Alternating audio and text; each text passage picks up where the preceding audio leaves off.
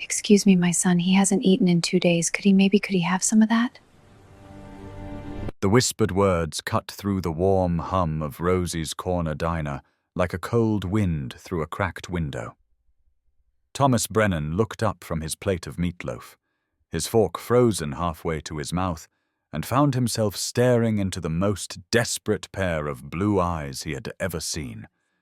But before we get to that moment, before we understand why those words would change everything you need to know about the man sitting alone in that corner booth, you need to know about the 2 plates of food in front of him and why one of them sat untouched on the other side of the table, waiting for someone who would never come. Before we continue, please tell us where in the world are you tuning in from? We love seeing how far our stories travel. It was a Friday night in late October, just past 7:15, and the rain was coming down in sheets outside Rosie's corner diner. The kind of rain that made you grateful for warm places and hot coffee. The kind that turned the streets of this small Ohio town into rivers of reflected neon and sent sensible folks hurrying home to their families. Thomas Brennan wasn't hurrying anywhere. At 54 years old, Tom had the kind of face that told stories without words. Deep lines around his eyes spoke of years spent squinting at engine parts under harsh garage lights. Calloused hands permanently stained with traces of motor oil that no amount of scrubbing could fully remove wrapped around his coffee cup, like it was the only warm thing left in the world.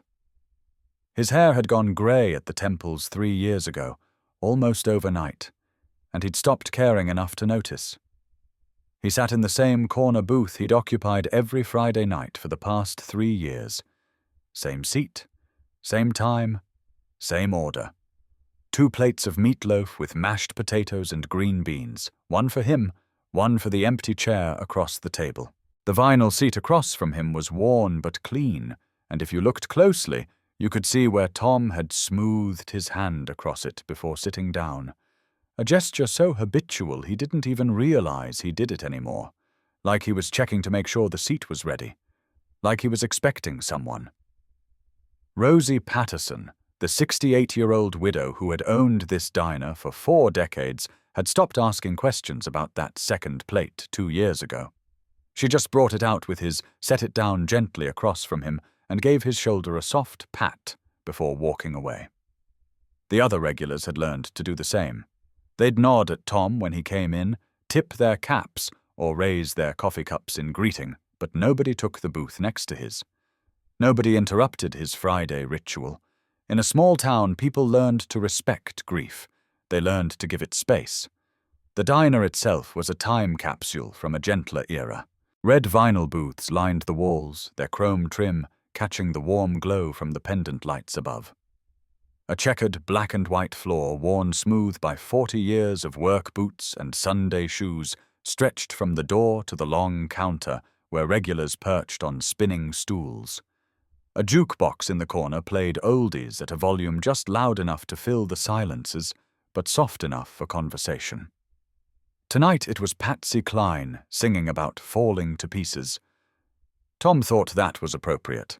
The walls were covered with photographs of local Little League teams and high school football squads going back decades. Faded newspaper clippings celebrated state championships and local heroes. A hand-painted sign above the kitchen window read, "Good food, good friends, good times," in letters that had been touched up so many times the paint was thick as frosting. The smell of coffee and bacon grease and apple pie hung in the air like a permanent blessing. It was the smell of comfort, the smell of home. Tom had brought his son here every Friday night for years. It had been their thing, their special tradition. Margaret worked late on Fridays, taking the evening shift at the hospital where she was a nurse, so Tom and Ryan had claimed Friday nights as boys' night. They'd slide into this very booth, order the same thing every time, and talk about everything and nothing. Ryan would tell him about school, about his friends, about the latest video game he was desperate to get. Tom would tell him about the cars that came through the garage. Raj about the satisfaction of diagnosing a tricky engine problem, about the importance of doing honest work with your hands. They'd argue good-naturedly about baseball teams and agree enthusiastically about the superiority of Rosie's apple pie over all other desserts. Then they'd go home, and Margaret would be there, and the three of them would watch a movie together until Ryan fell asleep on the couch between them. That was before. Now Tom sat alone with 2 plates of meatloaf, and the only conversation was the one he had with ghosts. Busy week at the garage, he murmured low enough that no one else could hear his eyes fixed on the empty seat. Henderson's brought in that old Chevy again. 3rd time this month. Told him the transmission's shot, but he won't listen. Stubborn as his daddy was. He took a bite of meatloaf, chewed, swallowed. Waited as if for a response. Weather's turning cold. Gonna need to winterize the shop soon. Maybe this weekend. The empty chair said nothing. It never did. But Tom kept talking anyway because the alternative was silence. And silence was where the memories lived. Silence was where he heard the screech of tires and the sound of his own screaming when the hospital called. Outside, the rain intensified. Tom watched it stream down the windows, blurring the lights of Main Street into watercolor smears of red and gold and green. Halloween decorations hung in the shop windows across the street. Paper ghosts and cardboard witches. Plastic pumpkins with battery-powered candles flickering inside. Ryan had loved Halloween. Tom pushed that thought away and focused on his meatloaf. Routine was important. Routine kept you moving forward even when forward was the last direction you wanted to go. So he ate, and he talked to the empty chair, and he waited for enough time to pass that he could go home to his empty house without feeling like a coward. The bell above the door chimed as someone entered the diner. Tom didn't look up. People came and went. That was how diners worked. He heard Rosie's cheerful greeting, heard the shuffle of feet on the checkered floor, heard the murmur of voices from the other booths. Background noise. White noise. Nothing to do with him. He was cutting another piece of meatloaf when the shadow fell across his table. To understand what happened next, you need to understand what Tom Brennan had lost. You need to understand the weight he carried into that diner every Friday night. The weight that had bent his shoulders and carved lines into his face and turned his hair grey before its time. Margaret Ann Brennan, née Sullivan, had been the love of Tom's life since they were 16 years old. They'd met in high school at a football game where Tom was playing defensive tackle and Maggie was selling hot dogs for the band boosters.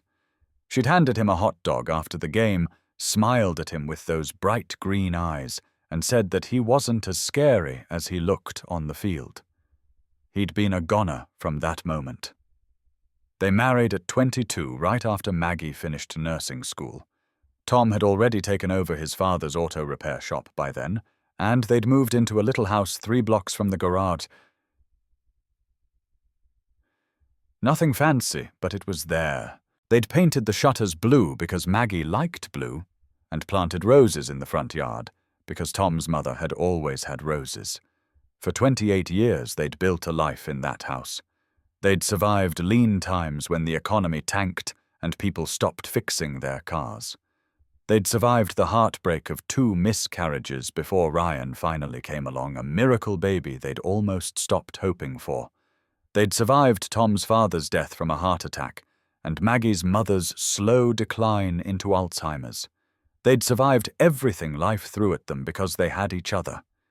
Then came the diagnosis. Maggie had found the lump herself in the shower on an ordinary Tuesday morning. By Friday they had answers and none of them were good. Stage 3 breast cancer. Aggressive. Already spreading. 18 months. That's what the doctors gave them. 18 months of chemotherapy and radiation and experimental treatments that insurance didn't cover. 18 months of watching the strongest woman Tom had ever known grow thin and pale and tired in ways that sleep couldn't fix. But Maggie fought. God, how she fought. Even when she couldn't keep food down, even when her beautiful auburn hair fell out in clumps, even when she was so weak, Tom had to carry her to the bathroom, she fought. And Ryan had been her soldier. At 7 years old, Ryan had understood more than any child should have to understand. He'd learned to be quiet when Mommy was sleeping. He'd learned to make her smile on the bad days by reading to her from her favorite books. He'd learned that sometimes love meant just sitting beside someone and holding their hand, not saying anything at all. "You're my brave boy," Maggie would whisper to him, her hand trembling as she stroked his hair. "You and your daddy are the best things I ever did. Don't you ever forget that." Ryan never forgot. In the end, Maggie died on a spring morning with the windows open and the roses just starting to bloom in the front yard. Tom held her right hand, Ryan held her left, and she looked at them both with those green eyes that had already started to go somewhere far away, and she said to take care of each other. She made them promise. They promised. And then she was gone. The first year after Maggie's death was a blur of grief and survival. Tom threw himself into the garage, working 12-hour days because being busy was easier than being home. Ryan threw himself into being strong, into not crying, into being the man of the house, even though he was only 8 years old. They took care of each other just like they'd promised. Tom learned to braid Ryan's sister's hair for the class project on family traditions. He learned to make pancakes on Saturday mornings because that had been Maggie's thing. He learned to check homework and pack lunches and do all the 1,000 small tasks that Maggie had made look effortless. Ryan learned to hug his dad when he found him crying in the garage late at night. He learned to talk about Mum without falling apart. He learned to say, "I love you" every morning and every night because you never knew which time would be the last. They were going to be okay. It was hard and it hurt, and some days the grief felt like drowning, but they were going to make it. Together. Then came the accident. It was a Tuesday afternoon, just over a year after Maggie's death. Tom was at the garage, elbow deep in a transmission rebuild, when his phone rang. He almost didn't answer it. He was in the middle of something delicate, and his hands were covered in grease. But something made him reach for the phone. Some instinct. Some premonition. The voice on the other end was professional controlled, but underneath it, Tom heard something that made his blood run cold. There had been an accident. His son's school bus. He needed to come to the hospital right away. Tom didn't remember driving to the hospital, didn't remember parking or running through the emergency room doors or grabbing the first nurse he saw. All he remembered was the doctor's face, the way the man couldn't quite meet his eyes, the way his hands shook slightly as he reached out to touch Tom's arm. The doctor said he was sorry. They had done everything they could. A truck had run a red light at the intersection of Main and Oak. It had hit the school bus broadside right where Ryan was sitting, right where he always sat by the window so he could wave to his dad when the bus passed the garage. Ryan had been killed on impact. He'd never even known what happened. He was 10 years old, the same age he would have been forever. The same age as the ghost that sat across from Tom in that diner booth every Friday night. After Ryan's death, Tom had stopped living and started existing. He went to the garage. He fixed cars. He came home. He sat in the dark. He got up the next day and did it all again. The house was full of ghosts. Maggie's perfume still lingered in the closet. Ryan's room remained exactly as he'd left it that last morning. Homework half finished on the desk, baseball glove on the bedposters of his favorite players covering the walls. Tom couldn't bring himself to change anything, couldn't bear to pack away their lives like they'd never existed. So he lived among their things, and he talked to them sometimes, and he came to Rosie's every Friday night to maintain the one tradition that still connected him to his son. 2 plates, one for the living, one for the dead. That was Tom Brennan's life.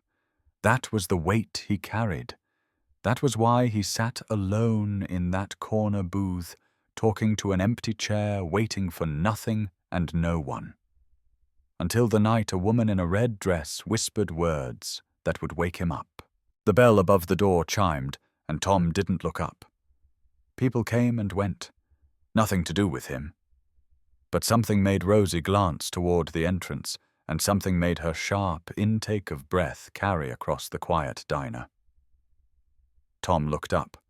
A woman stood in the doorway, rain streaming off her in rivulets, her hand clutching the hand of a small boy pressed tight against her side.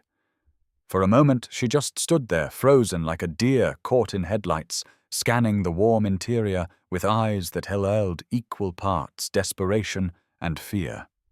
She was young, maybe mid-30s, with long blonde hair that hung in tangled wet strands around a face that might have been beautiful if it wasn't so gaunt with hunger and exhaustion.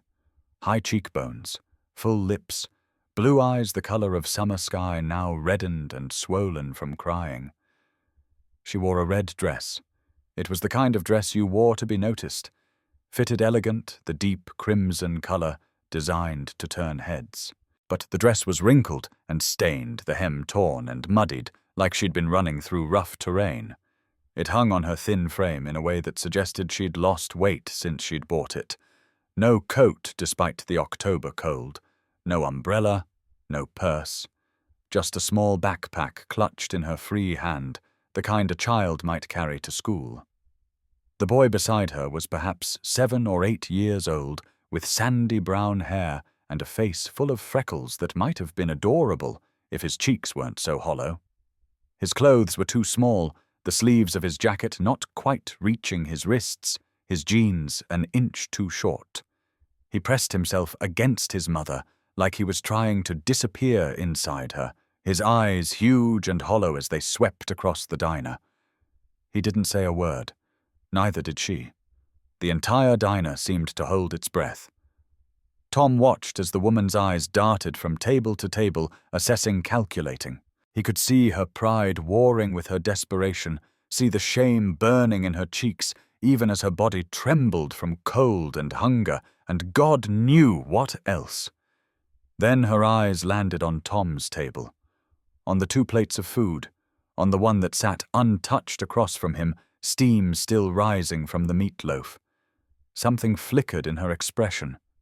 Hope, desperation, fear. She moved toward him. Tom watched her approach with the detached curiosity of a man who had stopped expecting anything from the world.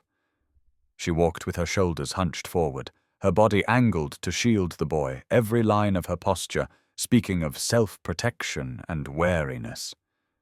She moved like someone who was used to making herself small, like someone who had learned to expect blows.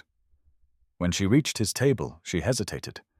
Her free hand fluttered to her throat, touched the bare skin where a necklace might once have hung. Tom noticed with a sudden clarity that surprised him that her ring finger was bare, not just empty, but marked with a pale line where a ring had recently been. "Excuse me." Her voice was barely above a whisper, hoarse like she hadn't spoken in days, like she was afraid of being heard. Tom waited. "I'm sorry to bother you. She swallowed hard, and he could see the effort it took for her to form the words. "My son. He hasn't eaten in 2 days. Could he have some of that?"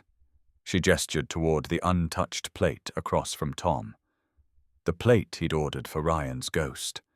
The plate that represented 3 years of grief and ritual, and the desperate need to believe that love didn't end just because someone stopped breathing.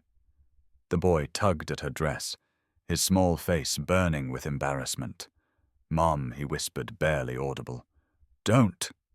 But she didn't stop. She couldn't stop.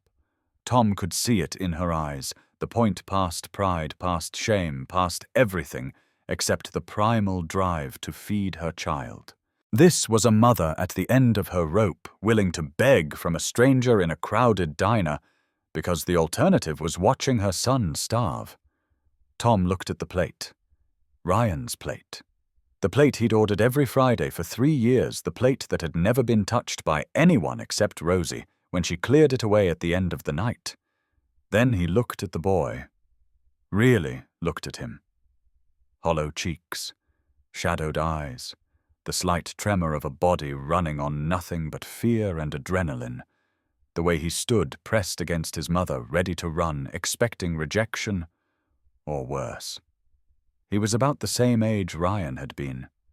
Something shifted in Tom's chest, a crack in the wall he'd built around his heart, a tiny fissure that let in just enough light to remind him what it felt like to want to help someone. "Sit down," Tom said. His voice came out rougher than he'd intended, rusty from disuse. The woman flinched, her arm tightening around her son, and Tom realized she'd expected him to say no, expected him to turn away, to dismiss her, to treat her like she was invisible. That made him angry in a way he hadn't felt in years. "The plate's already paid for," he continued, gesturing to the empty seat. "Rosie's meatloaf is the best in the county. You'd be doing me a favor. It shouldn't go to waste." The woman stared at him. Her blue eyes searched his face for the catch, for the trick, for the cruelty she clearly expected from the world. She didn't find it.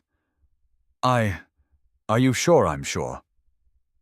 Tom raised his hand, catching Rosie's attention across the diner. "Rosie, can we get another plate over here, same as mine?" Rosie's eyebrows rose almost to her hairline. In 3 years, no one had ever sat across from Tom Brennan. In 3 years, that seat had remained empty, sacred, reserved for a ghost. But Rosie Patterson hadn't survived 68 years and a diner in small-town Ohio without learning to read a room.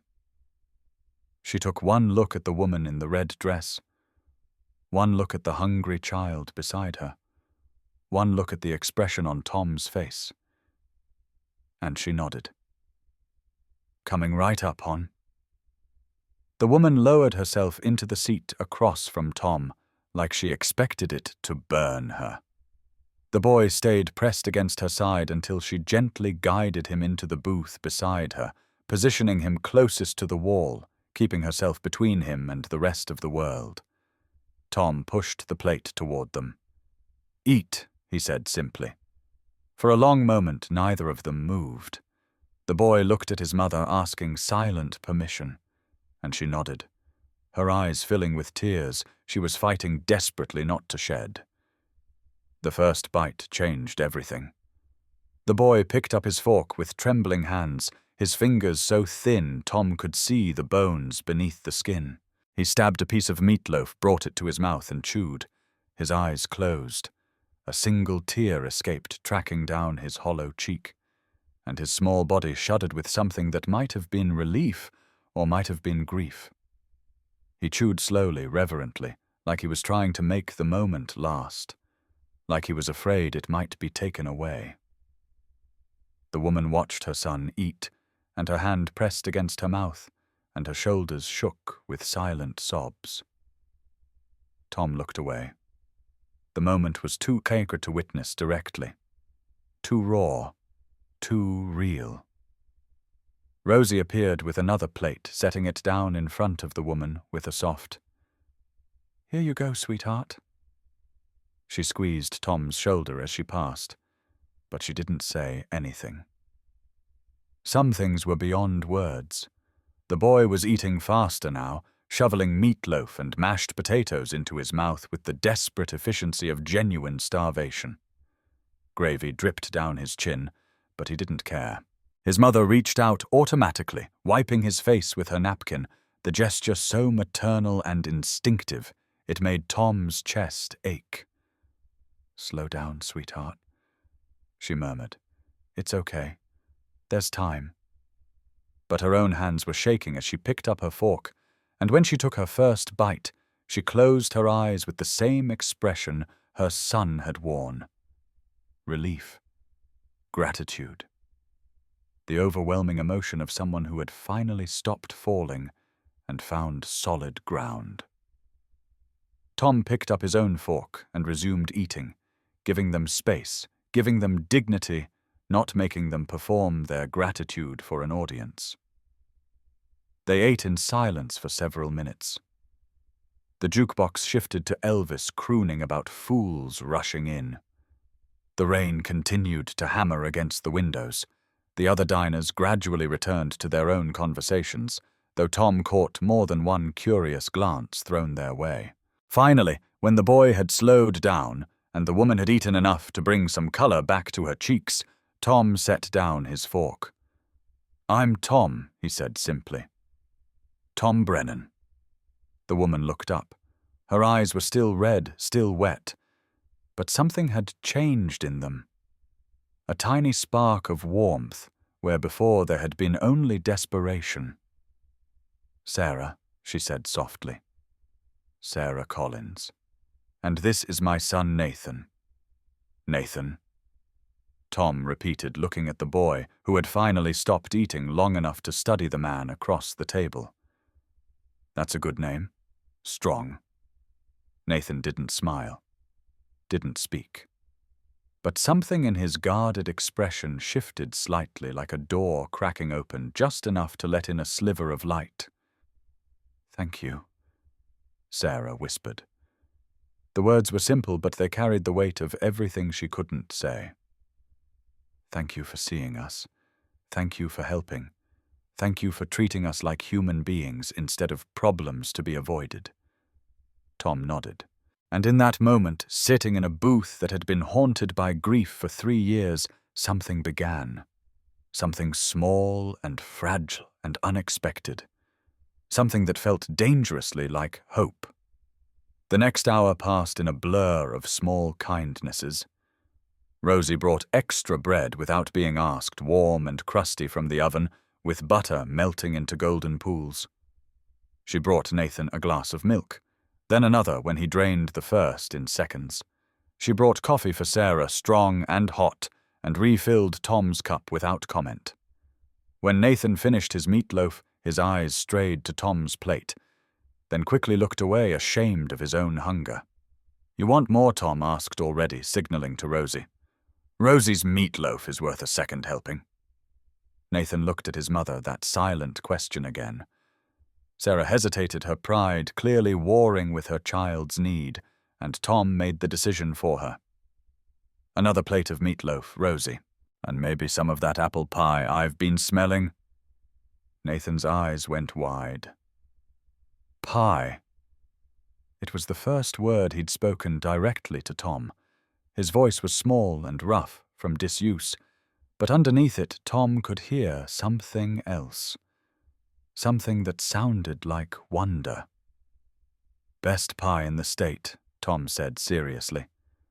"Rosie's won awards, 3 years running at the county fair." 4, Rosie corrected, arriving with Nathan's second plate. "But who's counting?" She winked at the boy, and something miraculous happened. Nathan smiled. It was small and tentative, and disappeared almost as quickly as it appeared, but it was there. A real smile transforming his hollow face into something that reminded Tom, with a sharp pang, of another boy who had smiled at him across this very table. Sarah saw it too. Tom watched her press her hand against her chest, watched her eyes fill with tears. She quickly blinked away. How long had it been since she'd seen her son smile? They ate. They talked. Small things at first, safe things. The weather, the town, the diner. Tom learned that Sarah had never been to Ohio before. She'd grown up in Maryland, hadn't been back in years. He didn't ask why. He could guess. Nathan ate his second plate of meatloaf with more control this time, his body finally beginning to believe that the food wasn't going to be taken away. When Rosie brought the apple pie, 3 slices each, topped with a generous scoop of vanilla ice cream, the boy stared at it like it was something from a dream. "Go ahead," Tom encouraged. "Ice cream's melting." Nathan looked at his mother one more time. Sarah nodded, and her voice was thick when she spoke. "It's okay, sweetheart. Eat." The first bite of pie made Nathan close his eyes again, but this time there were no tears, just pure, uncomplicated pleasure, the simple joy of a child eating something delicious. "Good," Tom asked. Nathan nodded, still not quite ready to speak directly to this stranger, who had turned their worst night into something bearable. The diner was emptying out around them. The farmers had headed home to their evening chores. The elderly couples had finished their early dinners and shuffled out into the rain. Even the teenagers who usually occupied the counter stools had drifted away to whatever teenagers did on rainy Friday nights. Soon it was just them and Rosie wiping down tables and the soft murmur of the jukebox in the corner. Sarah's nervousness was increasing. Tom could see it in the way she kept glancing at the door, at the windows, at the clock above the counter. She was calculating, he realized, trying to figure out where they would go when the diner closed, trying to stretch out these moments of warmth and safety as long as possible before they had to face the cold rain and the dark night. "You don't have anywhere to go, do you?" Tom asked quietly. Sarah's hand froze her coffee cup halfway to her lips. For a moment he thought she might lie. Then her shoulders slumped, and she shook her head. "No." The word hung in the air between them. "Mom, it's okay," Nathan said quickly, his small voice fierce with protectiveness. "We've been okay before. We can sleep at the bus station again." "Nathan!" Sarah's voice was sharp with pain. Again. The word hit Tom like a punch to the gut. They'd been sleeping at the bus station. A mother and her child, homeless, hungry, alone. How long, Tom asked, keeping his voice gentle. Sarah wouldn't meet his eyes. 2 weeks since we left. Left where now she did look at him, and Tom saw something in her expression that he recognized. Fear. Not the ordinary fear of the unknown, but the specific visceral fear of someone running from something dangerous. "Home," she said simply. "If you can call it that." Nathan had gone very still beside her. His small hand crept across the table, finding his mother's holding on tight. "The man who gave you that bruise," Tom said quietly, nodding toward Sarah's wrist, where the sleeve of her dress had shifted to reveal a mottled purple mark in the shape of fingers. "Is he looking for you?" Sarah's sharp intake of breath was answer enough. "I'm sorry," she whispered. "I shouldn't have come to your table. I shouldn't have involved you. We should go."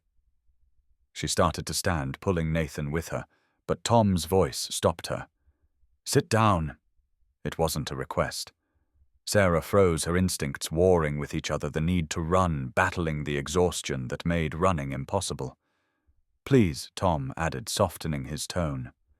"Sit down, tell me." Sarah sank back into the booth.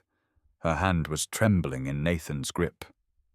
"His name is Victor Hayes," she said, the words coming slowly, painfully. "My husband. Ex-husband. I don't even know anymore. We never officially divorced." Tom waited. He was perfect at first. Charming. Successful. He sold cars, luxury models, made good money. Everyone loved him. Her laugh was bitter. "I loved him. God help me, I loved him so much." Nathan's grip on her hand tightened. He changed after Nathan was born. Not right away. Slowly. He started controlling things, what I wore, who I talked to, where I went. He said it was because he loved me, wanted to protect me. I believed him. "Mom." Nathan's voice was small. "You don't have to. It's okay, sweetheart." Sarah smoothed his hair with her free hand, a gesture so tender it made Tom's chest ache. "It's okay." She took a breath and continued. "The verbal abuse started when Nathan was 3. I wasn't a good enough wife, a good enough mother. I was stupid, worthless. I believed that too for a while." Tom's hands curled into fists under the table. Then came the hitting.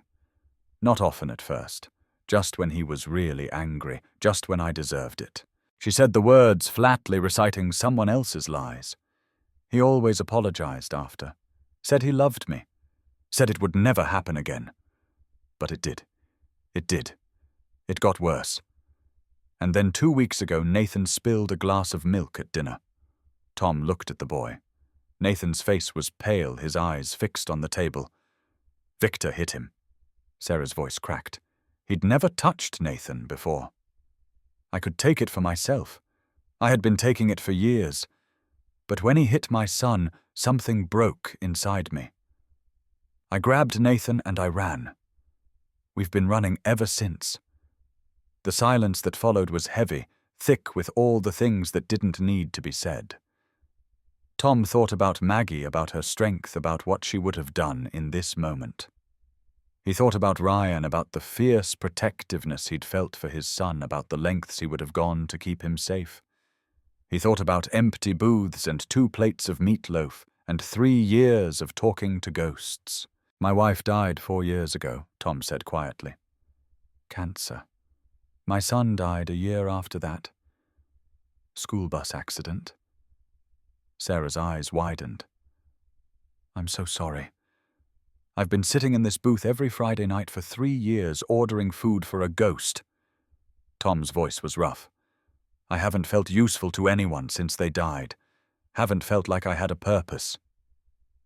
He looked at Sarah, at Nathan, at these 2 broken people who had stumbled into his life on an ordinary Friday night. I own an auto repair shop about a block from here, Tom's Auto Repair. There's a storage room in the back. It's nothing fancy, just a couch and a bathroom, but it's warm and dry, and it has a good lock on the door. Sarah shook her head, already preparing to refuse. We couldn't. You've already done so much. You can. You will. Tom's voice left no room for argument. It's just for tonight. We'll figure out the rest in the morning. Nathan looked up at him, those hollow eyes searching Tom's face for something. The trick. The trap. The cruelty that always came eventually. He didn't find it. Why? The boy's voice was barely a whisper. Why are you helping us? Tom thought about Ryan, about the empty seat across from him that had finally been filled, about the crack in his heart that was letting in light for the first time in 3 years. Because everyone deserves a safe place to sleep, Tom said simply. And because your mom is very brave, people shouldn't have to be scared. Sarah made a small sound, something between a laugh and a sob. Okay, she whispered. Okay, thank you so much. Tom paid the bill, adding a generous tip that made Rosie's eyebrows rise. He helped Sarah gather their meager belongings, the small backpack that held everything they owned in the world. And then, for the first time in 3 years, Tom Brennan left Rosie's corner diner with someone by his side. The storage room at Tom's Auto Repair was exactly as he'd described, nothing fancy but warm and dry and safe. And it was a small space, maybe 12 feet by 15, tucked in the back corner of the garage, behind the main work area. There was an old leather couch against one wall, worn but comfortable, covered with a hand-stitched quilt that had been Maggie's.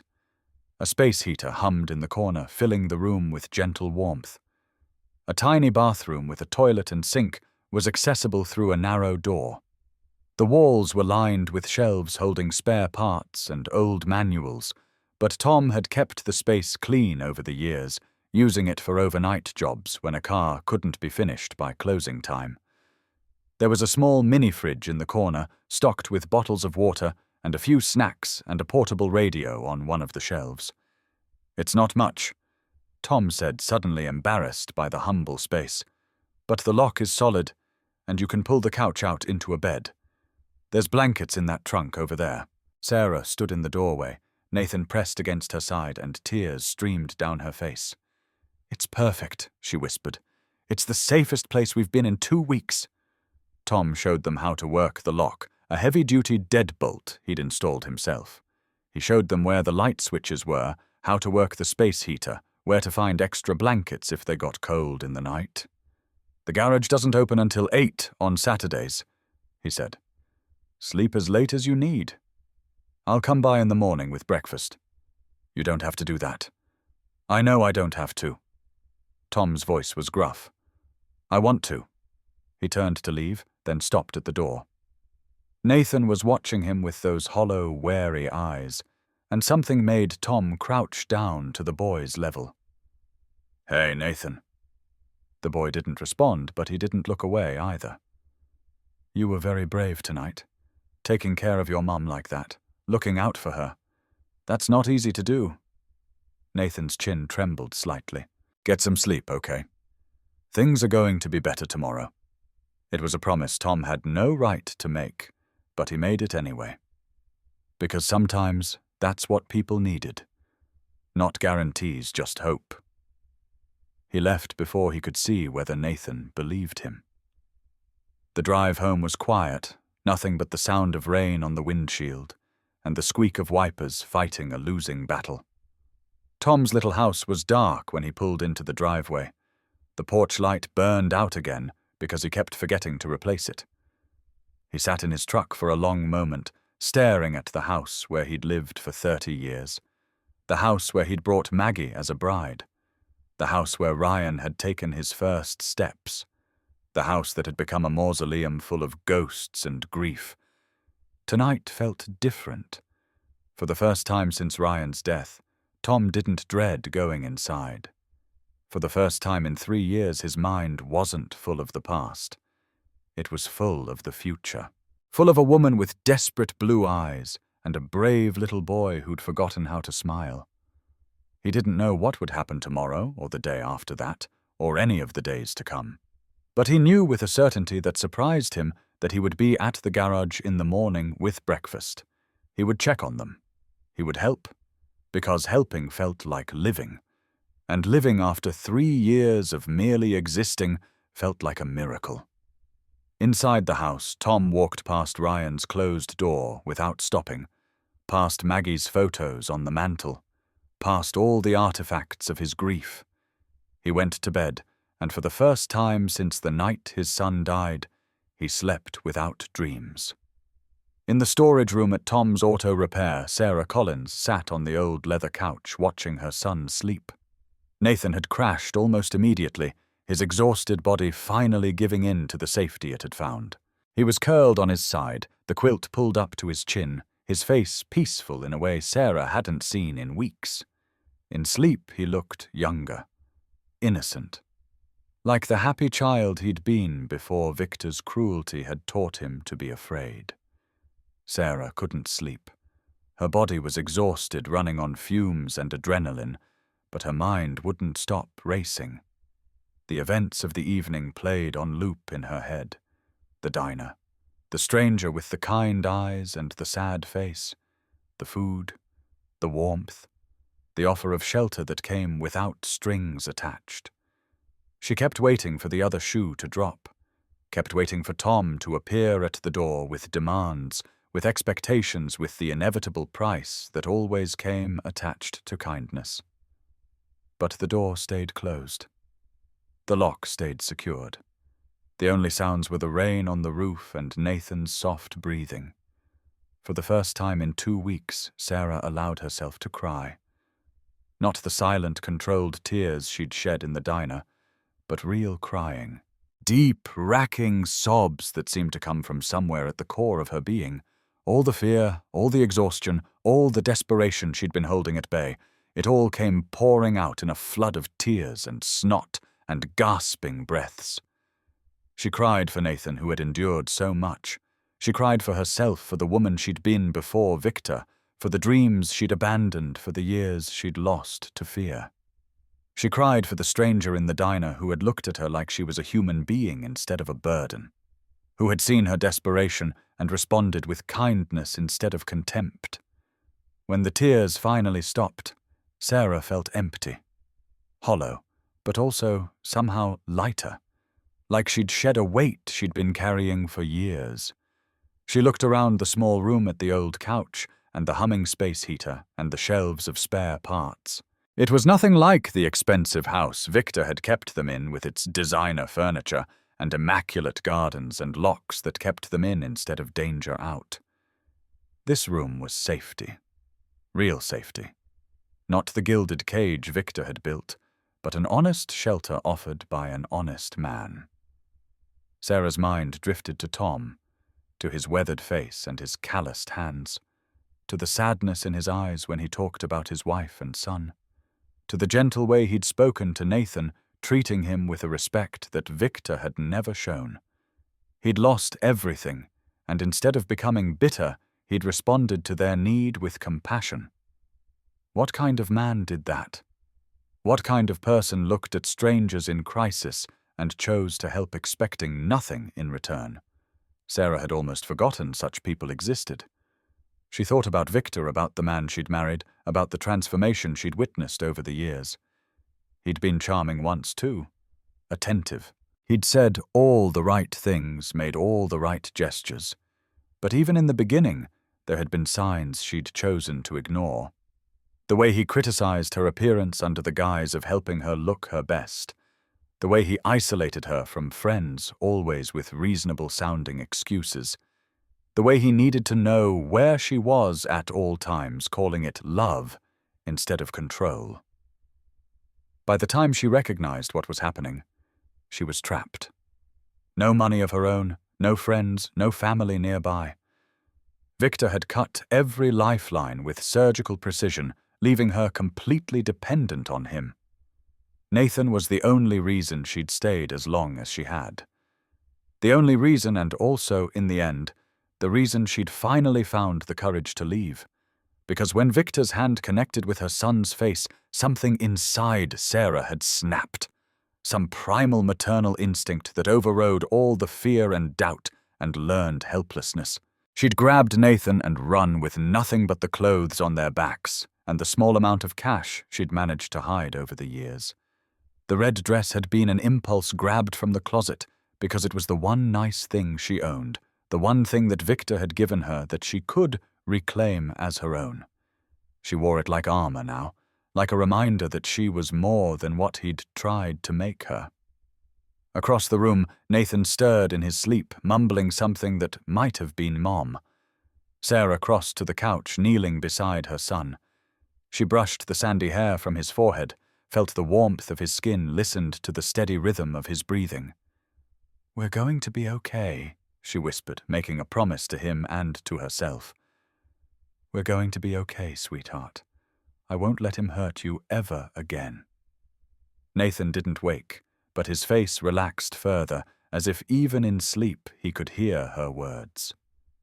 Sarah stayed beside him for a long time, watching him sleep. And slowly, gradually, the fear that had been her constant companion for years began to loosen its grip. She didn't know what tomorrow would bring. Didn't know if Victor was still looking for them, didn't know where they would go, or what they would do. But for tonight, they were safe. They were warm. They were fed. And a stranger with sad eyes had reminded her that kindness still existed in the world. It was enough. For now, it was enough. The rain had stopped by morning. Tom pulled his truck into the garage parking lot just after 7, his passenger seat loaded with bags from Rosie's diner. Eggs, bacon, toast, orange juice. Coffee. A cinnamon roll the size of a dinner plate, because Nathan looked like a kid who could use more cinnamon rolls in his life. He sat in the truck for a moment, suddenly nervous. What if they'd left in the night? What if Sarah had thought better of accepting help from a stranger? What if they were gone and the storage room was empty and Tom was back to being alone? Only one way to find out. He grabbed the food and walked around to the back entrance. His key slid into the lock, but before he could turn it, the door opened.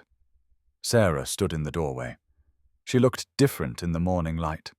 Still too thin, still too tired, but there was color in her cheeks and a brightness in her eyes that hadn't been there the night before. Her blonde hair was damp from the sink combed back from her face. She was still wearing the red dress, but she'd found one of Tom's old work shirts somewhere and put it over the top. The sleeves rolled up past her elbows. "Good morning," she said, and she smiled. Tom felt something shift in his chest. "Morning. I brought breakfast. You didn't have to do that." "I know." He held up the bags. "But Rosie's eggs are worth getting up early for." Nathan appeared behind his mother. his hollow face curious. He looked better too, the dark circles under his eyes less pronounced, his small body less tense. "Is there bacon?" he asked. "Extra crispy. Rosie says that's the only way to eat it." They ate together in the garage office, seated at Tom's cluttered desk, which he'd cleared of invoices and parts catalogues to make room for their makeshift breakfast table. Nathan ate with less desperation than the night before, but with equal enthusiasm. "This is really good," he said, his mouth full of eggs. "Nathan." Manners. But Sarah was smiling as she said it, and Tom found himself smiling too. "Rosie's been cooking for this town for 40 years, Tom said. "She knows her way around a breakfast." The conversation was easier in the morning light. Sarah asked about the garage, and Tom found himself talking about his work, about the satisfaction of diagnosing a tricky engine problem, about the regulars who brought their cars in like clockwork. "The business has been in my family for 2 generations, he said. "My father started it back in '62. I took it over when he retired." "That's amazing. Having something that stable, that permanent." "It has its moments." Tom shrugged. "Also has its headaches?" "Paperwork mostly. Never was very good at the business end of things. Maggie used to help with that." The mention of his wife's name hung in the air for a moment. Sarah's eyes softened with understanding.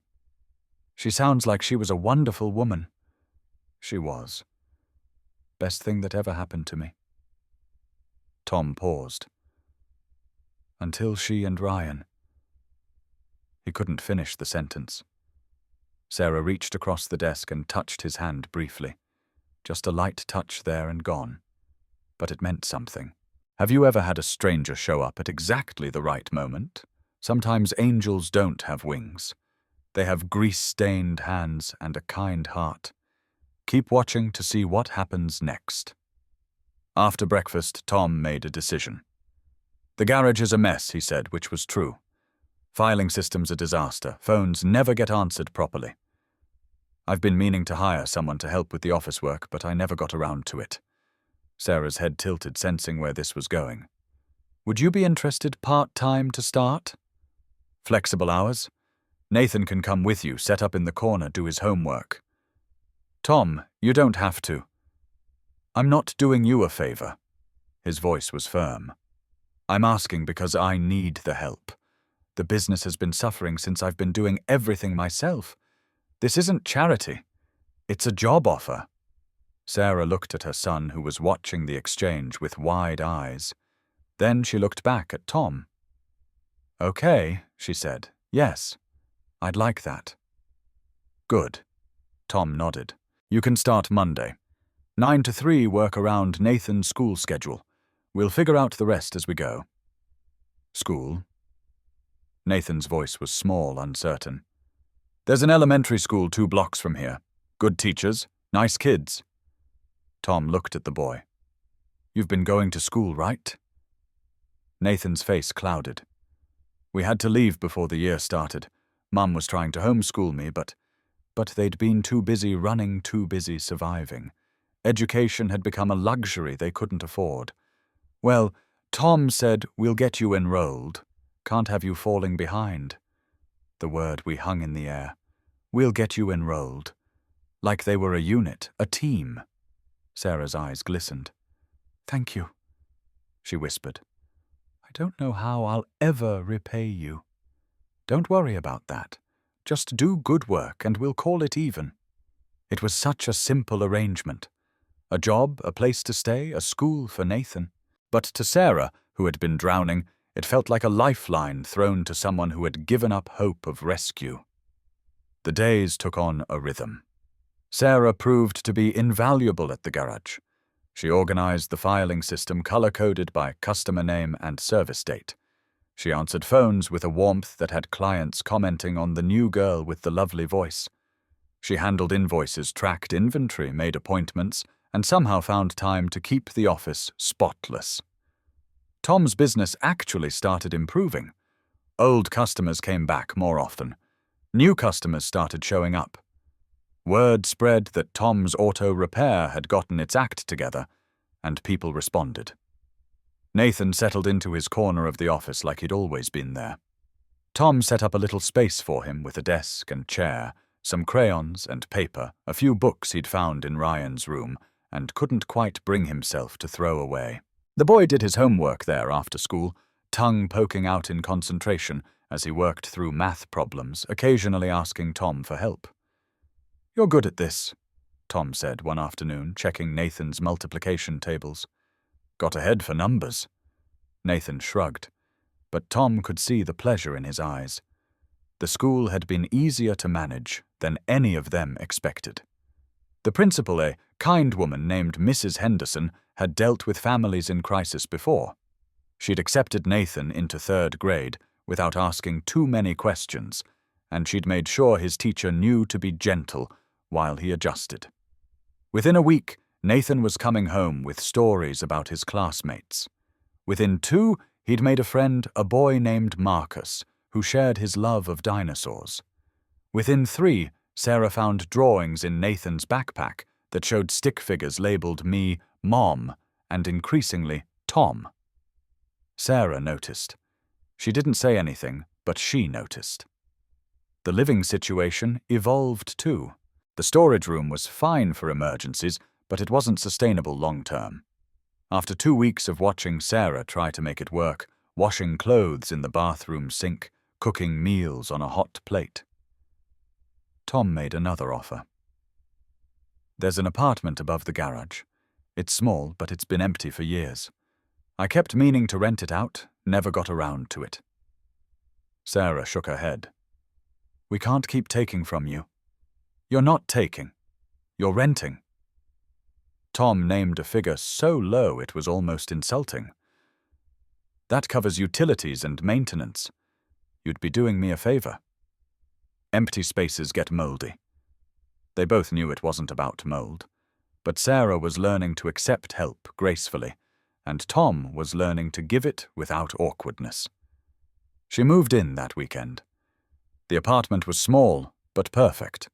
1 bedroom, 1 bathroom, a tiny kitchen, a living room, with windows that let in the morning sun. Tom spent the weekend fixing things that needed fixing, painting walls that needed painting, making sure everything was safe and clean. He found himself enjoying the work in a way he hadn't enjoyed anything in years. The simple satisfaction of making a space ready for someone who would use it. The purpose of knowing his labor had meaning. On the day they moved in, Tom presented Nathan with a box. It was old and wooden, about the size of a shoebox with a brass clasp. Nathan looked at it uncertainly. "What is it?" "Open it and see." Nathan unlatched the clasp and lifted the lid. Inside, nestled in velvet that Maggie had lined the box with years ago, was a collection of small tools. A wrench, a screwdriver, a flashlight, a small manual on basic engine repair. "Every mechanic needs his own tools," Tom said, his voice rough. "These were mine when I was your age. My father gave them to me." Nathan stared at the tools like they were made of gold. His small hands reached out, touched the wrench, pulled back like it might disappear. "For me. For you." "But," Nathan's voice cracked, "I'm not a mechanic. You could be someday. If you wanted." Tom crouched down to the boy's level. "But that's not really the point. The point is these tools mean you belong here. You're not a guest, Nathan. You're not a charity case. You're part of this place now. These tools are proof." Nathan's face crumpled. Tears spilled down his cheeks, but he didn't wipe them away. He just clutched the toolbox to his chest, holding it like a treasure, like a promise, like proof that something good could still happen in a world that had been so cruel. Sarah watched from the doorway, her own eyes streaming. Tom straightened up, suddenly embarrassed by the emotion of the moment. "Well," he said gruffly, "I better get back to work. That Henderson's Chevy isn't going to fix itself." He fled before anyone could see his own tears. But later that night, when he was alone in his empty house, Tom thought about the look on Nathan's face. the way the boy had held those tools like they were sacred. It was the same way Ryan had looked when Tom gave him his first baseball glove. The same wonder, the same gratitude. And for the first time in 3 years, the memory didn't hurt. It just felt warm. 3 months passed. Spring came to Ohio in fits and starts. Cold snaps alternating with warm spells. Trees hesitantly budding, birds returning from wherever birds went in winter. The world was waking up, and Tom Brennan was waking up with it. The garage was thriving. Sarah had proven to be more than just a good employee. She was a partner. She understood the business in ways Tom never had, seeing opportunities he'd missed, catching problems before they became disasters. Regular customers loved her.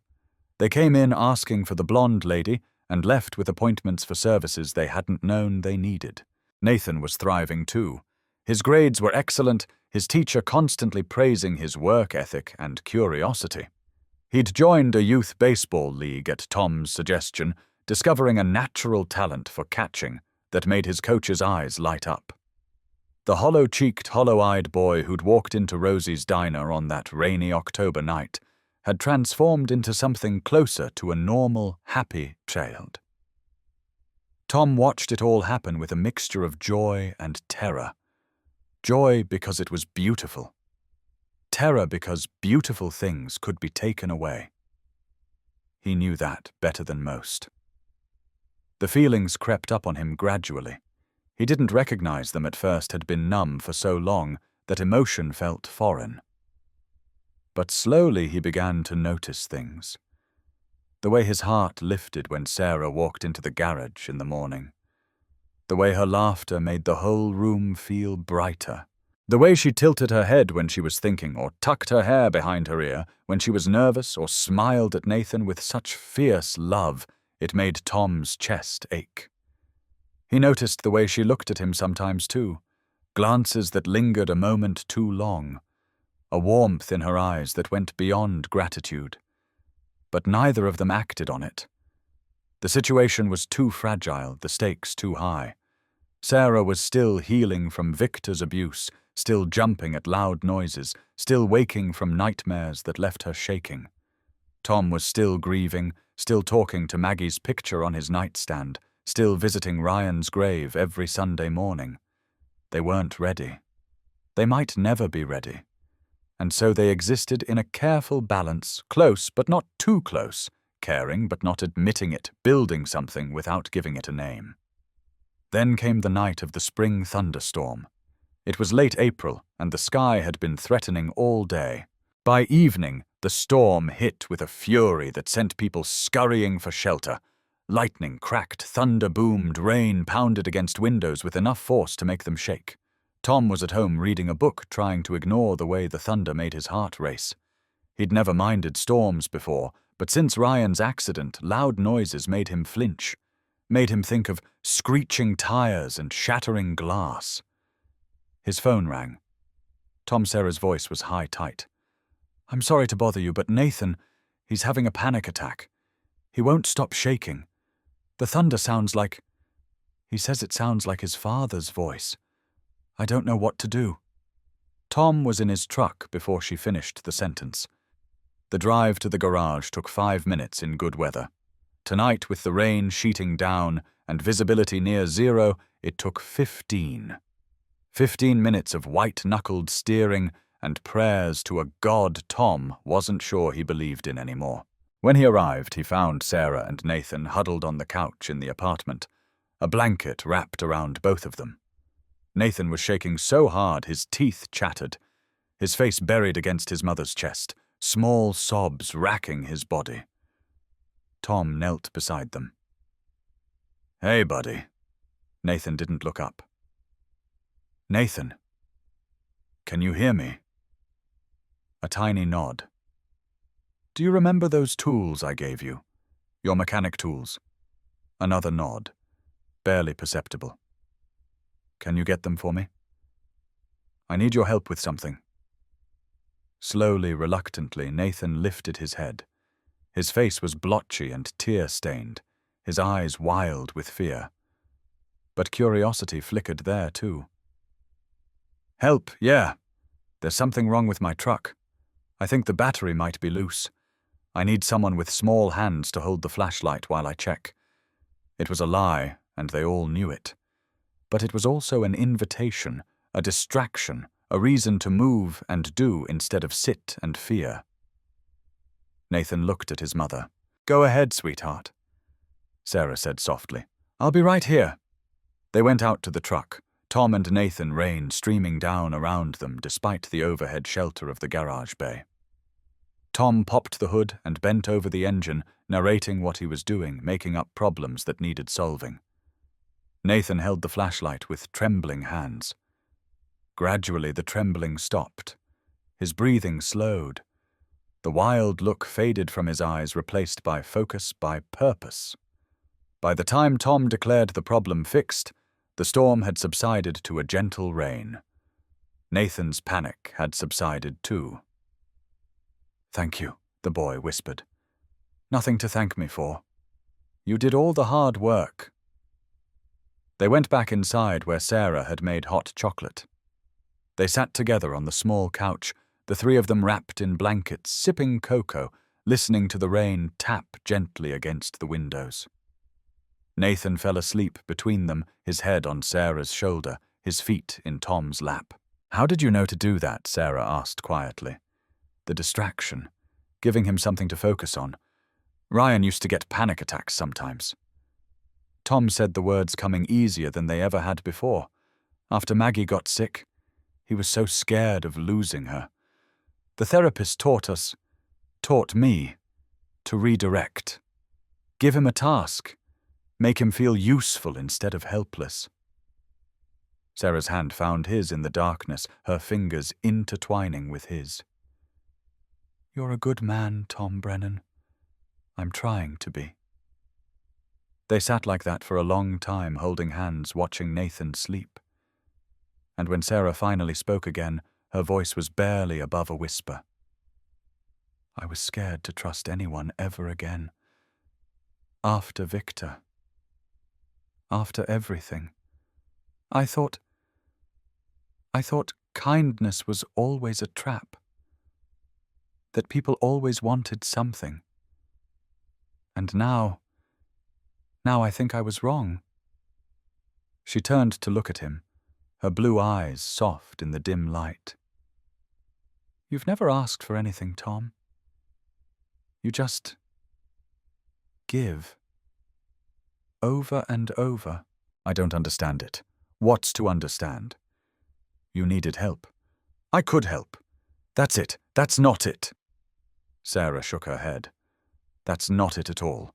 Most people look the other way. Most people don't want to get involved.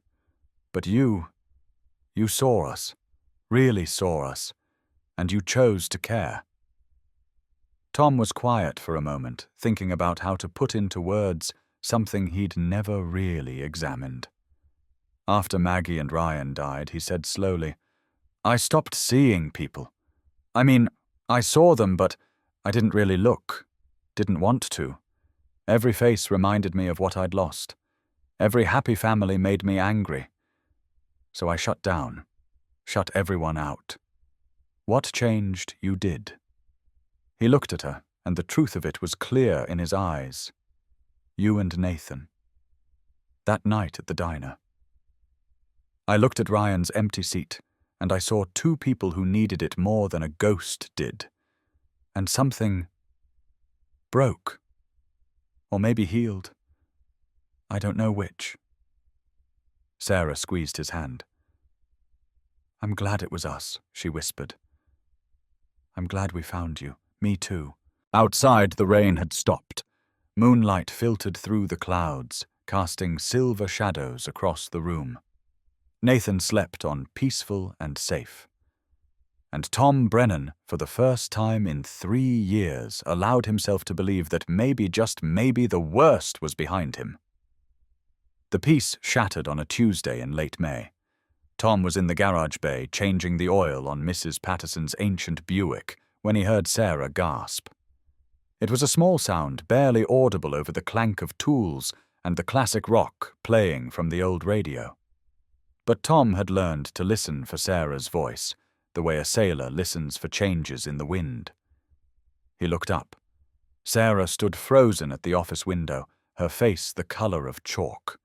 Her hand had gone to her throat, pressing against the pulse point there, and even from across the garage, Tom could see her trembling.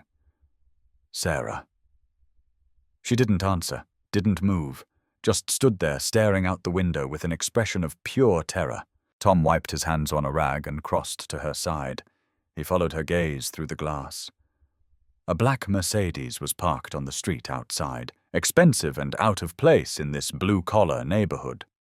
Leaning against it, arms crossed, watching the garage with a predator's patience, was a man Tom had never seen but instantly recognized.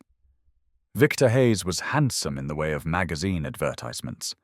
Perfect hair, perfect teeth, a suit that cost more than most people made in a month. He looked like success. He looked like charm. He looked like the kind of man mothers warned their daughters about if they were smart enough to see beneath the surface.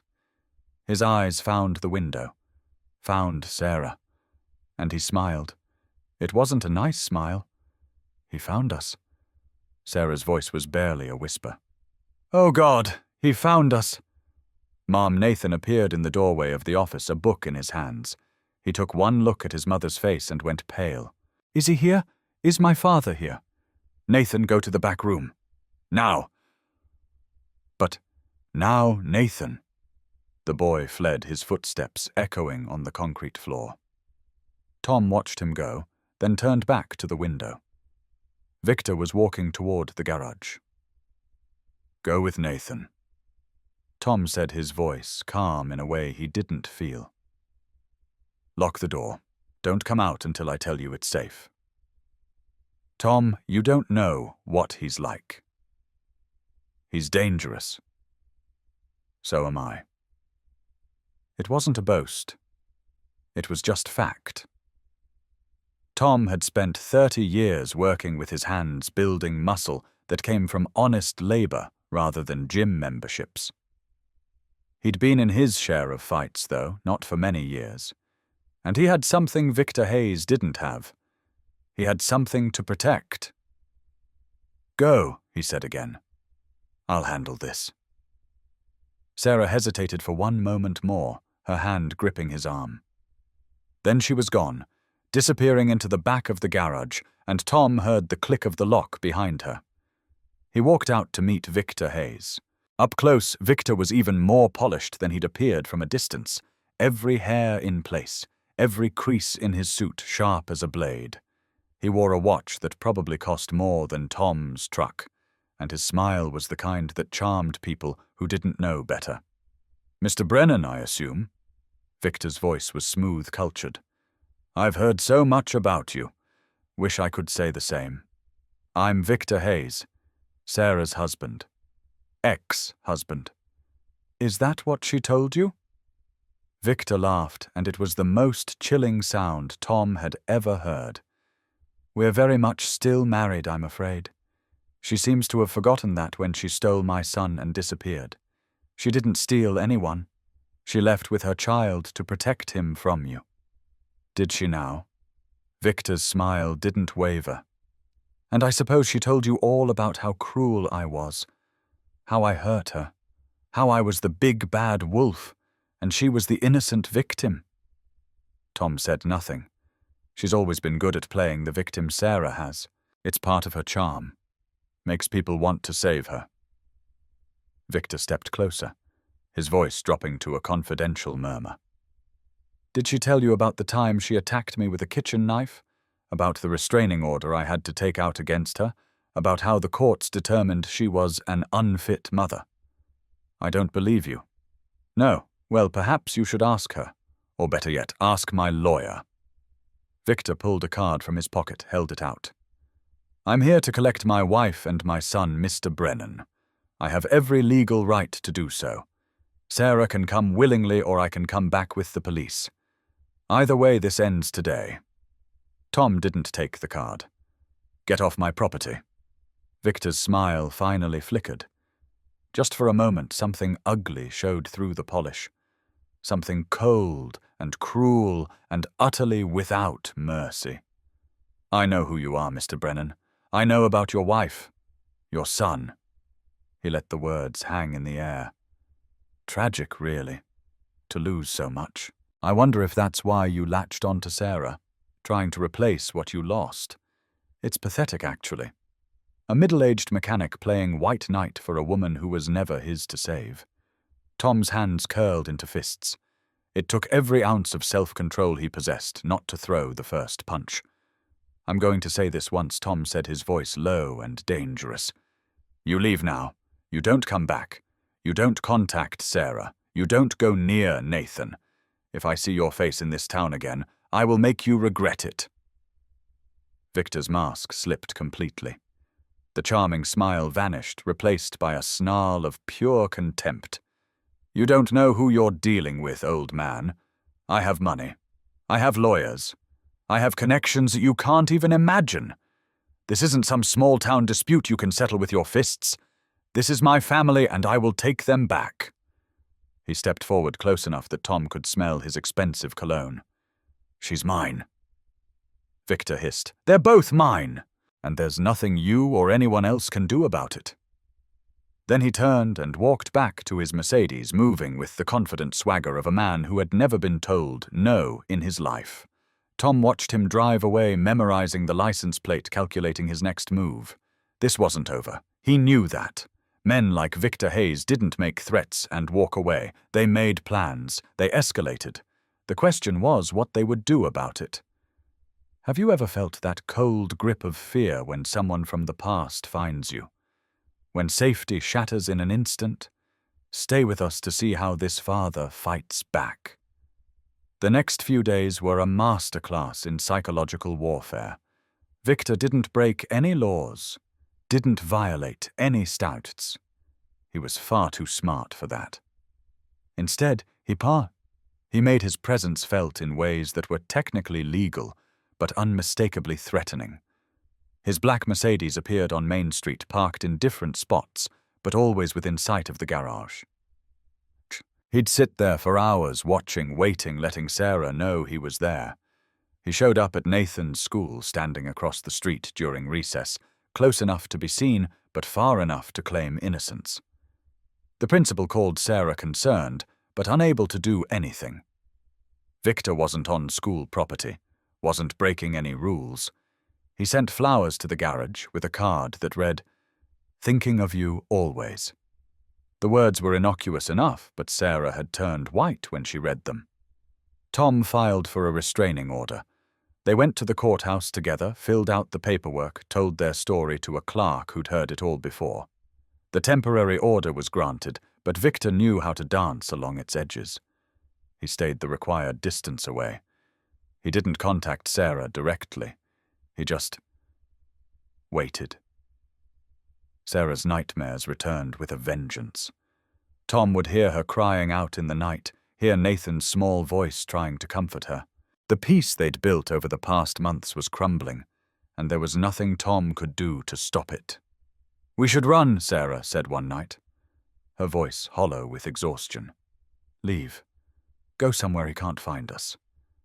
They were sitting in the apartment, Nathan asleep in the other room. Tom had come up to check on them and found Sarah staring at the wall with the blank expression of someone who'd given up hope. And then what Tom asked gently. "Run again and again for the rest of your lives. At least we'd be alive. That's not living, Sarah. That's just existing.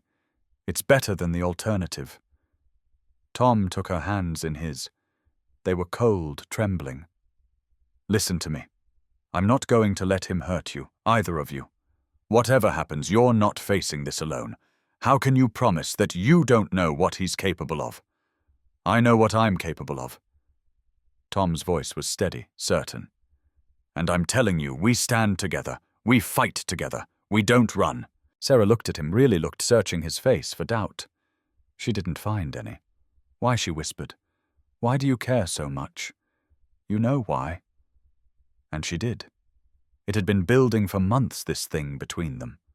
The glances, the touches, the way they'd started to move around each other like planets in orbit, drawn together by a gravity neither could resist. Tom lifted his hand to her face, cupped her cheek gently. Sarah leaned into his touch, her eyes closing. "I love you," he said the words, surprising him even as they left his mouth. "I don't know when it happened. Don't know exactly how. But I love you, Sarah. You and Nathan. You're the family I thought I'd never have again."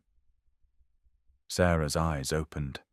Tears spilled down her cheeks. "I love you too," she whispered. "I've been afraid to say it. Afraid to feel it. But I do. I love you, Tom." He kissed her then, gentle at first, tentative, then deeper as she responded, her hands gripping his shoulders, pulling him closer. It was a kiss that tasted of salt and hope, and the terrifying possibility of a future neither of them had dared to dream about. When they finally pulled apart, Sarah was crying and laughing at the same time. "We have terrible timing," she said. "Story of my life. What do we do now?" Tom pulled her close, holding her against his chest. "We be brave," he said. "We face whatever comes. Together." It was a Friday night, exactly 1 year to the day since Tom had met Sarah in the diner. They'd planned to celebrate to mark the anniversary of the night that changed everything. Rosie had reserved their booth, prepared special meals, strung a small banner that read "Happy Anniversary" in cheerful letters. Tom was waiting at the diner at 7 o'clock, watching the door, checking his phone. Sarah and Nathan were supposed to meet him at 6:30. They didn't come. By 7:15, Tom's stomach had started to churn with unease. By 7:30, he was calling Sarah's phone. It went straight to voicemail. He called the apartment. No answer. He called Nathan's friend Marcus's house, thinking maybe they'd stopped there. Marcus's mom hadn't seen them. He called the school, the hospital, the police station. Nothing. By 8 o'clock, Tom was driving toward the garage, his hands shaking on the steering wheel, his mind racing through possibilities he didn't want to consider. He found the apartment door open. The inside was chaos. Furniture overturned, lamp shattered on the floor, signs of a struggle that made Tom's blood run cold. Nathan's toolbox lay on its side near the door tools scattered across the carpet. One of Nathan's shoes was by the stairs, abandoned. Sarah's phone was on the floor screen, cracked, showing 3 missed calls from Tom. They were gone. Victor had taken them. Tom stood in the middle of the destroyed apartment, and for a moment he couldn't breathe. The world narrowed to a pinpoint. History was repeating itself. He was losing people he loved, and there was nothing he could do, nothing he could... No, not nothing, not this time. He called the police, reported the kidnapping, gave them Victor's name, his description, his license plate number. They promised to look into it, to put out an alert, to do everything they could. But Tom knew how long these things took. Knew that official channels moved slowly while every second counted. Knew that Sarah and Nathan might not have time for proper procedure. He also knew where Victor was staying. Tom had hired a private investigator weeks ago when Victor first showed up. The PI had tracked Victor to a motel on the outskirts of town, a rundown place called the Starlight Inn. Victor had been staying there for weeks, watching waiting planning. Tom got in his truck. He didn't call the police, didn't wait for backup, didn't think about the risk. He just drove. The Starlight Inn was exactly what he expected. 2 stories of crumbling stucco parking lot full of potholes, neon sign with half the letters burned out. Victor's black Mercedes was parked outside room 217. Tom pulled in 3 spaces down. Killed the engine, sat for a moment in the dark. He thought about Maggie, about her strength, about what she would say if she could see him now. He thought about Ryan, about the promises he'd made, about the promise he'd failed to keep. He thought about Sarah and Nathan, about the family they'd become, about everything he stood to lose. Then he got out of the truck and walked toward room 217. The door to room 217 was cheap hollow core. The lock was a joke. Tom didn't bother knocking. His shoulder hit the door with 30 years of mechanic's strength behind it. The frame splintered. The door flew open. The scene inside was exactly what he'd feared. Sarah was on the floor near the bed, her lip split, her eye already swelling shut. Victor stood over her, his face twisted with rage, his expensive suit rumpled and stained. Nathan was huddled in the corner, crying, a red mark on his cheek where he'd been struck. Victor spun at the sound of the door crashing open. His face went from shock to fury in an instant. "You!" he snarled. "You should have stayed out of this!" Tom didn't waste words. He charged. The fight was brief and brutal. Victor was younger, but he was a man who'd never had to fight for anything in his life. His power had always come from money, from intimidation, from the fear he inspired in people who couldn't fight back. Tom was none of those things. A lamp shattered. A chair overturned. Victor managed to land one punch that opened a cut above Tom's eye, but it barely slowed him down. 30 years of physical labor had built a strength that gym workouts couldn't match. When Victor went down, he stayed down. Sarah was already moving, crawling toward Nathan, pulling her son into her arms. "It's okay, baby. It's okay. We're okay." Tom stood over Victor's prone form, breathing hard, blood dripping into his eye. Every instinct screamed at him to hit the man again, to make him pay for every bruise on Sarah's face, every tear Nathan had cried. But Ryan wouldn't have wanted that. Maggie wouldn't have wanted that. And Tom was trying to be the man they would have been proud of. He pulled out his phone and dialed 911. "I need police and an ambulance at the Starlight Inn, room 217. There's been an assault. The perpetrator is subdued." Then he went to Sarah, and Nathan gathered them both in his arms and held on like he would never let go. The police arrived within minutes. Victor was arrested, loaded into the back of a cruiser, his face bloody and his threats reduced to incoherent muttering. An EMT checked Sarah's injuries. Nathan's bruises, the cut on Tom's forehead. News traveled fast in a small town. By the time they finished giving their statements, Rosie was there with blankets and coffee. Mrs. Patterson was there with hugs and tears. Half the regulars from the diner had shown up, forming a protective circle around the family they'd watched come together over the past year. "It's over," Tom said, holding Sarah as she finally allowed herself to fall apart. "It's over. You're safe now. Both of you." "I thought—" Sarah couldn't finish the sentence through her sobs. "I know, but it's over. I've got you. I've got you both." Nathan pressed himself between them, his small arms wrapping around them both. "Don't let go," the boy whispered. Never, Tom promised, never again. The trial lasted 4 days. Victor Hayes was charged with kidnapping, assault, stalking, and violation of a restraining order. His expensive lawyers tried every trick in the book, painted Sarah as an unstable liar, tried to twist the narrative. It didn't work, Nathan testified. 8 years old, standing in a courtroom full of strangers, he told the truth about his father, about the hitting, about the fear, about the night Victor had dragged them from their home and threatened to hurt them if they didn't come quietly. Sarah testified. Calm now, steady, her voice clear as she recounted years of abuse. The isolation, the control, the violence that had escalated until she'd had no choice but to run. Tom testified about the night he'd met them, about the months of building trust, about Victor's campaign of intimidation. The jury deliberated for less than 3 hours. Guilty on all counts. 8 years in prison, no possibility of parole for 5. Permanent restraining order. Full custody to Sarah. When the gavel came down, Sarah turned to Tom with tears streaming down her face. "It's really over. It's really over." The town celebrated in its quiet way. Rosie threw a party at the diner, free pie for everyone. Regular customers stopped by the garage to shake Tom's hand to tell him what a good man he was. The Youth Baseball League dedicated their next game to Nathan, who threw out the first pitch with a smile that could have lit up the whole county. Life slowly returned to normal. Better than normal. Sarah enrolled in online business courses, determined to eventually run her own company someday. Nathan made the honor roll, his teacher sending home glowing reports about his progress.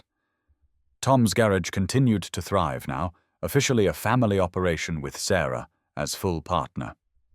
The nightmares faded. The flinching stopped. Trust grew where fear had been. And every Friday night, the corner booth at Rosie's was reserved for a family of 3. 1 year after Victor's conviction on a Friday night in late October, Tom slid into his usual seat at Rosie's corner diner. Sarah was across from him, blonde hair shining in the warm light, her smile the most beautiful thing he'd ever seen. Nathan was beside her, drawing on his placemat, tongue poking out in concentration the way it always did. 3 plates of meatloaf sat on the table. All of them would be eaten tonight. So Tom said, his voice casual, even as his heart hammered in his chest. "I have something I want to ask you both." Sarah tilted her head, curious. Nathan looked up from his drawing. Tom reached into his pocket and pulled out a small velvet box. "I've been carrying this around for a month," he admitted. Kept waiting for the perfect moment. Finally realized there's no such thing. There's just this moment. Right here. Right now. He opened the box. Inside was a simple ring, nothing flashy, just a modest diamond on a gold band. "Sarah Collins, will you marry me?" Nathan's drawing clattered to the table. His eyes went huge. "I helped pick that out," the boy announced proudly. "Tom took me to 3 different stores." Sarah laughed, the sound breaking on a sob. "You knew I had to ask his permission first?" Tom said, his eyes never leaving Sarah's face. "He's the man of your house. It was only right." Nathan nodded seriously. "I said yes." "Obviously." So Tom's voice cracked slightly. "What do you say?" Sarah looked at the ring, looked at Nathan, looked at Tom. "Yes," she whispered, then louder, laughing and crying at the same time. "Yes, yes, absolutely yes." The whole diner erupted in applause. Rosie burst into tears. The regulars raised their coffee cups in toast. Tom slid the ring onto Sarah's finger with shaking hands. Then Nathan was climbing over the booth to throw his arms around them both, and they were all tangled together, laughing and crying, and holding on like they'd never let go. "Can I call you Dad now?" Nathan asked, his voice muffled against Tom's chest. Tom couldn't speak, just nodded, pulling the boy tighter. "Mum said you used to eat alone here," Nathan said, pulling back to look at Tom's face. "Every Friday. 2 plates, but nobody across from you. That sounds really sad." "It was Buddy." Tom's voice was rough with emotion. "It really was. But not anymore, right?" Tom looked at Sarah, at her tear-streaked face and radiant smile. He looked at Nathan, at this brave, resilient boy who had become his son in every way that mattered. He looked around the diner at the community that had embraced them, at Rosie, dabbing her eyes with a napkin at the life they'd built from broken pieces. "No, son," Tom said, pulling them both close. "Not anymore. Never again." The wedding was held at Rosie's corner diner 1 month later. Rosie had gotten ordained online specifically for the occasion, declaring that if she'd fed this family for 2 years, she had earned the right to make it official. Nathan served as ring-bearer, taking his responsibility with the utmost seriousness. The whole town showed up, cramming into booths and lining the walls, because some love stories belong to everyone. The photo from that day got a place of honor on the diner wall, right between the Little League Championship team of 1985 and the County Fair Pie Awards. Tom's house transformed from a mausoleum into a home. Ryan's room became Nathan's room, with Nathan's blessing, and his own careful touch added to the space. The toolbox sat on a shelf of honor above his desk. Maggie and Ryan's photos stayed on the mantel, fresh flowers beside them, always because love doesn't end when someone leaves. Sarah added a photo of herself and Nathan next to them, and every night before bed, Nathan said goodnight to the whole family living and remembered alike. Tom still talked to Ryan sometimes, but now it was different. Now he shared good news instead of grief. Told his son about Nathan's baseball games and Sarah's laughter and the way happiness had crept back into their lives like sunlight through clouds. He liked to think Ryan was happy for him wherever he was. And every Friday night, without fail, the corner booth at Rosie's Corner Diner was reserved for a family of 3. 3 plates of meatloaf, 3 glasses of sweet tea, 3 slices of apple pie with ice cream. 1 for the father who had learned to hope again. 1 for the mother who had found her courage. 1 for the son who had taught them both what bravery really looked like. If this story touched your heart, please take a moment to hit that like button and subscribe to our channel. Your support helps us bring more heartwarming stories to viewers around the world. Share this video with someone who needs to be reminded that it's never too late to find family, to heal, to love again. Drop a comment below and tell us where you're watching from. We read every single one, and your stories inspire us every day. Remember, sometimes the family we need is the one that finds us unexpected and unplanned in the most ordinary of moments. A rainy night, a corner booth, and a whispered prayer that someone somewhere might care enough to answer. Thank you for watching, and we'll see you in the next story.